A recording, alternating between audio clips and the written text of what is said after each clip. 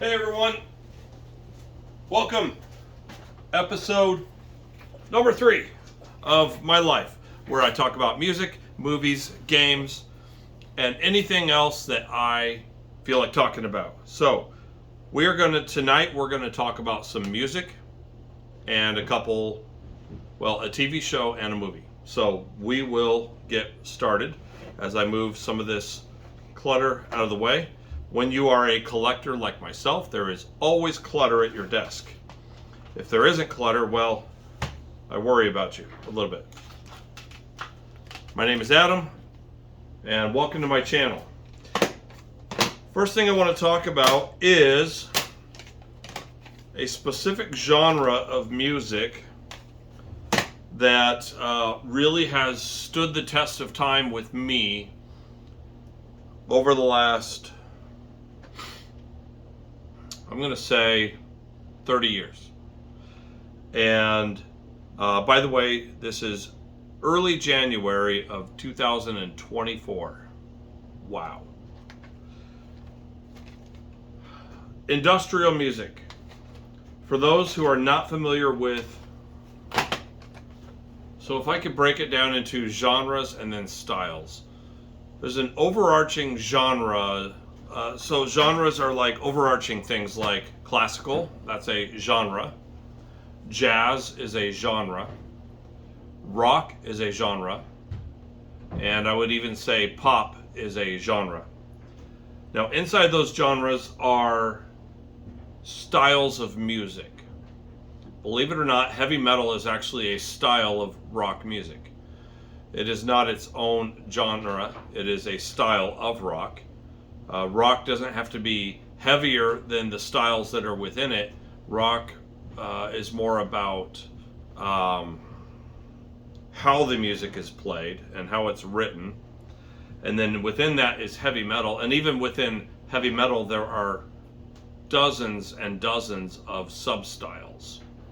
So there's arena metal, hair metal, death metal, metalcore, hardcore, deathcore, war metal, beatdown metal, punk is in there as well. So there's a lot of styles, and one of the styles that is underneath rock is industrial music. So industrial music is, it's a category of electronic music. Most people think electronic, they think like dance, trance, house, drum and bass, club music, and that's all its own thing. In fact, that's a genre itself. I would call it EDM, electronic dance music. Industrial is a blend of electronic and heavy metal. So you'll have the driving beat of electronic music, but you will also have some guitar thrown in.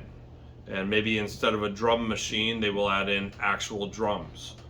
But it's very rhythmic and yet distorted at the same time. Sometimes they will use the distorted things as a rhythm themselves. One band in particular, and industrial exists within and without the Christian markets. I have generally stayed within the Christian market, although there are times where I've moved outside of that and listened to like KMFDM, Skinny Puppy, Ministry, and so on.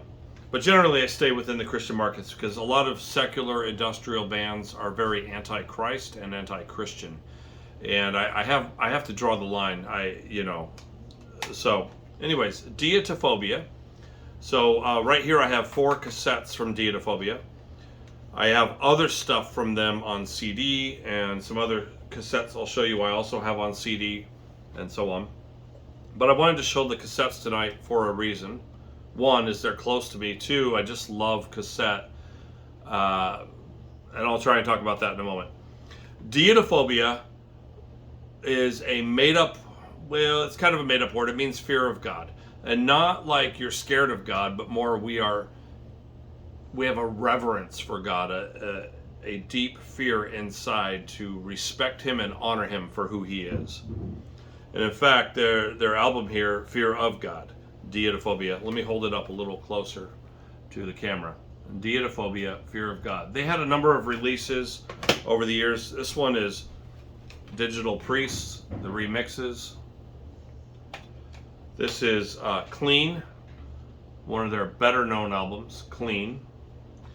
And this is actually my favorite Deidophobia release. This is Fear of the Digital Remix, where Michael Knott, who was famous for working with Lifesavers and Lifesavers Underground, or otherwise known as LSU, which was alternative rock in the Christian market, he somehow hooked up with Deidophobia and did a remix of their work and turned it into this bizarre,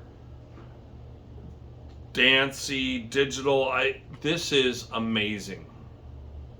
Even if you've never heard the original Deidophobia songs, check this out if you can find it online. Fear of the Digital Remix.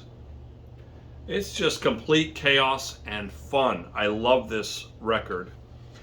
In it are some very good samples done. They sample movies. He samples well-known preachers from the day, put some of their sermon bits in the songs, and I just love it. By the way, that is a common technique of industrial artists, is to put in samples. They'll sample movies, and they'll sample political speeches, they'll sample preachers and so on, and it just adds to the element of chaos that is the music. Why do I love industrial so much? I think it's because our world on the surface is beautiful, and it is beautiful. God created this world, and in fact, when he created it, he said it is good. But the world became corrupted through sin, and now we have disease, we have distortion, we have death, we have breakup, we have chaos, we have all these things that God never intended, and they were brought on by man's failure to meet God's standards. Jesus Christ, of course, paid the price, and we can now find peace and life through him. But this world is not what it was. Now, like I said, you can walk outside on any given day and find beauty. The world is still beautiful, but underneath the surface, there's a lot of death and disease and dying, and this world is not our home, nor is it our final destination. Christ has reserved us a spot in heaven if you choose him in faith. So remember that, and we can talk about that. Message me if you want to meet Jesus. So why do I like industrial? I think it highlights the fallen nature of this world. It's a reminder of the chaos that we are in and around every day. I just love it. It's great. Another lesser known band from that day, Expropagation. I believe this one's called Conflict. Yes, Expropagation, Conflict. Check it out if you can find it. I don't think it's on Spotify. I think it's on YouTube. Look for it. Here's a really good one, Argyle Park. Now this one was full of anger. A lot of Christians felt nasty after listening to this record and their follow-up release, which was called AP2. Argyle Park was very angry. The artist who made the music was rebelling against a lot of the religious and legalistic leanings of the church of his day. And he put out a record, and he's just angry at the church. And I can understand why he's angry. The church is full of hypocrites, like myself. We're all hypocrites, by the way. If you think you're not, then you're a hypocrite. But he was really upset at people who were hypocrites and pretended that they were not. They pretended they were perfect. Jesus has the answer. I don't think that he found the answer while making this record, but I still love this record. Musically speaking, incredible. And he even found a way not only to add samples and stuff, but he even added in some jazz and ragtime and some other stuff. Wow, absolutely incredible. So, musically speaking, check out Argyle Park. You won't find any hope in this record, but you will find some really good music. I encourage you to check it out. The last cassette I want to mention is from Mortal. I mentioned them in my first episode. Mortal. This is their second album called Fathom. Well, I would say their second official album. It's called Fathom. Had some of the best, hardest hitting, fastest BPM industrial music of the day. This one came out, I think it was 93. Yeah, 93 on Intense Records. Whew. One of my favorite songs on this was Ni Plus Ultra, which is track 2 on side A. Really great. Check them out on Spotify. Mortal, Fathom. The last one I'll mention, which I don't have a copy of in front of me because I own it on CD and I was focusing on cassettes, and that is Chatterbox. Chatterbox, the album called Despite, is in my opinion the best Christian industrial release from the 90s at least. A hard hitter from track 1 until the epic 32-minute track 10. Chatterbox Despite. Look it up on Spotify. All right, moving on to a couple movie and TV show properties. As I mentioned in a previous episode, I love discs. I collect discs, DVDs, Blu-rays, and 4K Blu-rays or HD Blu-rays. So here is one that I want to mention. This is Death Note. Death Note, which is an anime. I need to give a disclaimer here. I do not like anime. Anime annoys me. Most animation annoys me. I don't know exactly why. I think it's just the fact that it's not real. Like, the drawings are real. The voices are real. The people who made the anime are real, but it's portraying a fictional world, and I have a hard time watching it. Versus like a movie, right? I know a movie's not real. They're portraying a fictional world, but I can see the people that are portraying the world. And I feel like anime just is missing something there for me, and animation in general. So I have a hard time with animation, but Death Note I really, really love. I'm not finished with it, so don't spoil it for me in the comments. But Death Note is basically about a young man who has found a magical notebook, and he's learned that if you write someone's name in the notebook, they die. And he's actually using it to kill people, but he's being very selective about who he's killing. He's killing criminals. And it brings a lot of really good discussion into play. When is it valid to take someone's life, or is it valid to take someone's life? So check out Death Note. It'll generate some amazing discussion in your home. I would say it's not kid friendly. There's some scary images in it. There's nothing that seems highly inappropriate in it, sexually that is, but definitely, screen it before you let your kids watch it. But this has generated a lot of really good discussion, and I'm loving this series so far. I hear there are some amazing twists and turns to come, and I'm looking forward to that. But yeah, Death Note. Check it out. All right. Oh, when you watch Death Note, I recommend watching it with the Japanese audio and English subtitles. I think it's better hearing the emotion of the original voice actors as you watch. It conveys the scene better. The last thing that I'll bring up today is Brick. If you have not seen Brick, you need to do so. If you all know who Rian Johnson is, he's famous for the, what was that big whodunit mystery a few years back? Knives Out. That was Rian Johnson.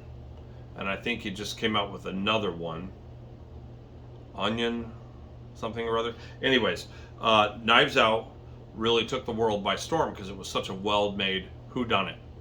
This is what Rian was intended to do, is make movies like that. Rian Johnson should have stayed away from Star Wars. Just, Rian, stop, please. Stay with what you're good at. And this actually was Rian Johnson's first I believe it was his directorial debut. It was written and directed by Rian Johnson. Brick stars a very young Joseph Gordon-Levitt, right there. You can see him on the front cover. His name is Brendan. On the back, you might recognize Emily de Ravine. She was Claire in Lost, if you watched the Lost TV show. Although I don't think she had a huge part in this movie. But this is a whodunit, and basically he's trying to solve the murder of a high school classmate of his. And the way he goes about it, it's just really peculiar. It's a fun movie. It's rather clean too. In fact, interesting note, I did not catch any profanity in this movie. At the very end of the movie, someone whispers something to someone else, and it seems like they are saying some profanity to them, but even that is veiled. Rian was trying to make an edgy movie without profanity. He did a really great job. So I highly recommend this. It is R-rated, so again, screen it for your kids. But really, really fun movie. Very enjoyable. It's always good to go back in time and check something from the past. And, you know, just because something is new doesn't make it better. All right, folks, that is it for tonight. Hope you enjoyed watching. I'd love to see some comments. If you have anything that you believe I should listen to or watch or play, let me know in the comments section. And have a great night. Bye now.